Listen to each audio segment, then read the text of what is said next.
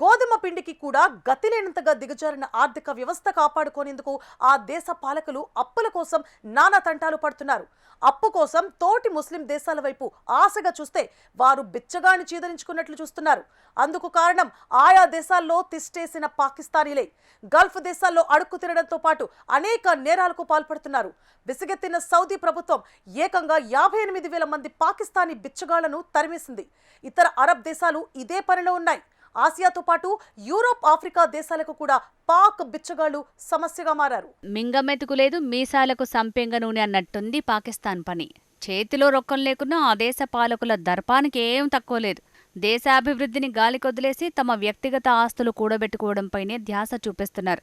పైగా పొరుగుదేశం భారత అభివృద్ధిని దెబ్బతీసేందుకు సీమాంతర ఉగ్రవాదాన్ని రెచ్చగొడుతూ సమస్యలు సృష్టిస్తున్నారు. ఇందుకోసం అభివృద్ధి కార్యక్రమాల కోసమంటూ ప్రపంచ ఆర్థిక సంస్థలు విదేశాల నుంచి తెచ్చిన అప్పులన్నీ ఉగ్రవాదుల శిక్షణ కోసం ఖర్చు పెడుతున్నారు.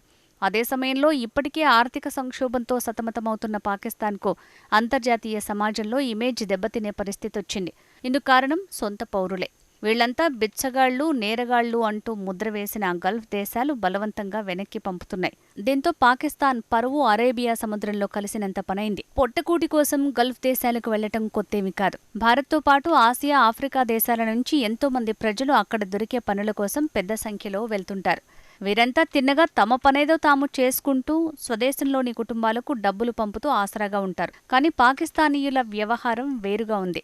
భిక్షాటనతో పాటు అనేక నేరాలు, చిల్లర పనులు చేస్తూ ఆ దేశాలను చికాకు పెడుతున్నారు. కొందరైతే అక్కడ పర్యాటకులుగా వచ్చిన అమ్మాయిని వేధిస్తూ రహస్యంగా ఫోటోలు తీస్తూ దొరికిపోతున్నారట.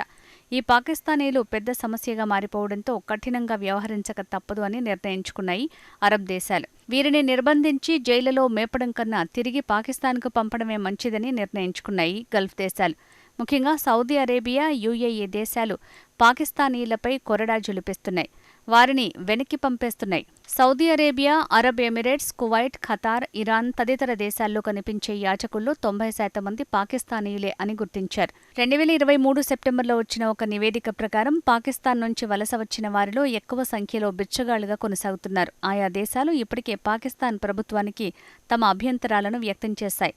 వీరంతా తీర్థయాత్రల ముసుగులో ఉమ్రా వీసాలపై వెళ్లి అక్కడ యాచక వృత్తిలో కొనసాగుతున్నారు. మక్కాలో హజ్ యాత్ర సమయంలో ఇలాంటి వారంతా పెద్ద న్యూసెన్స్ అయిపోతున్నారని అక్కడి అధికారులు తలపట్టుకుంటున్నారు. సౌదీ అరేబియా ఈ ఏడాది ఇప్పటివరకు దాదాపు 56,000 మంది పాకిస్తానీ బిచ్చగాళ్లను స్వదేశానికి పంపించింది.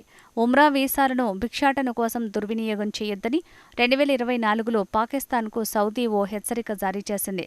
యాచకులను, రోగులను పంపొద్దని, వారిని నియంత్రించకపోతే వీసాలు నిలిపివేయక తప్పదని తెలిపింది. పాకిస్తాన్ పౌరుల వల్ల తమ దేశాల్లో నేరాలు పెరిగిపోతున్నాయని గల్ఫ్ దేశాలు ఆరోపిస్తున్నాయి. భిక్షాటనతో తమ దేశ పర్యాటక రంగాన్ని దెబ్బతీస్తున్నారని ఆయా దేశాలు భావిస్తున్నాయి. దీంతో సౌదీ అరేబియా, అరబ్ ఎమిరేట్స్ నుంచి పెద్ద సంఖ్యలో పాక్ పౌరులను వెనక్కి పంపించేస్తున్నారు. తమ దేశంలో జరుగుతున్న నేరాల్లో పాక్ పౌరుల వాటా కూడా ఉంటుందని, వివిధ ఉద్దేశాలతో వచ్చి చాలామంది నేరాలకు పాల్పడుతున్నారని యుఏఈ ఆరోపిస్తోంది. ఈ క్రమంలో కిందటి ఏడాది ఆ పాక్ పౌరులపై వీసా పరిమితులు విధించింది. ఈ బిచ్చగాళ్ల కారణంగా గల్ఫ్ దేశాల్లో తమ పరువు పోతోందని చాలామంది పాకిస్తానీ టూరిస్టులు ఆవేదన వ్యక్తం చేస్తున్నారు.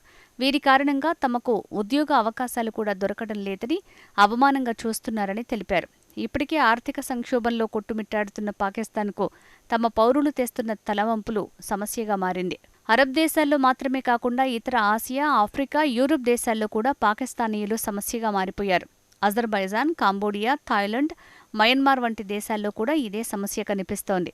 ఈ క్రమంలో ఆర్గనైజ్డ్ భిక్షాటన గ్యాంగులను అడ్డుకోవడం, అక్రమ వలసలను నిరోధించడం కోసం వాళ్లను వెనక్కి పంపించేస్తున్నాయి. ఈ ఏడాది భిక్షాటన ఆరోపణలతో సౌదీ అరేబియా ప్రభుత్వం ఇప్పటివరకు 24,000 మంది పాక్ పౌరులను బహిష్కరించగా యుఏఈ 6,000 మంది, అజర్బైజాన్ 2,500 మందిని వెనక్కి పంపించింది. కాంబోడియాకు 24,000 మంది పాకిస్తానీయులు వెళ్లగా ఇందులో సగం మంది మాత్రమే తిరిగి వచ్చారు. మయన్మార్కు 4,000 మంది టూరిస్టు వీసాలపై వెళ్లగా 2,500 మంది తిరిగి రాలేదు. విదేశాల్లో అరెస్ట్ అవుతున్న యాచకుల్లో 90% పాకిస్తానీయులే ఉంటున్నట్లు అంచనా. అక్కడి జేబు దొంగల్లో అత్యధికంగా వీరే కనిపిస్తున్నారు. ఈ క్రమంలో కొన్ని దేశాలు పాకిస్తాన్ పౌరులకు వీసాల జారీని నిలిపివేశాయి. పాకిస్తాన్ ప్రపంచానికి టెర్రరిస్టులే కాకుండా గాడిదలను, యాచకులను కూడా ఎగుమతి చేస్తోందని జోక్స్ పేలుతున్నాయి. పాకిస్తాన్ ప్రభుత్వం ఏ దేశానికి అప్పు కోసం వెళ్లినా ఆ దేశాల వీధుల్లో వారి పౌరులే అడ్డుకుంటున్నారని సెటైర్స్ వినిపిస్తున్నాయి.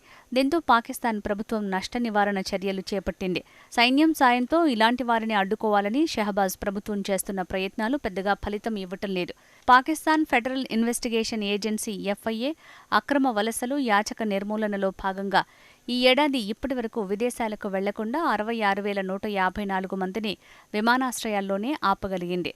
విదేశాలకు వెళ్లే పాకిస్తానీయుల్లో ఎక్కువ మంది నైపుణ్యం లేనివారని, సరైన శిక్షణ లేకపోవడంతో పని దొరక్క యాచకులుగా మారుతున్నారని తెలుస్తోంది. విదేశాలకు వెళ్లే వారికి వృత్తి నైపుణ్య శిక్షణ, కష్టపడి పనిచేసేలా ప్రోత్సహించడం ద్వారా దేశ గౌరవాన్ని కాపాడుకోవాలని చూస్తోంది.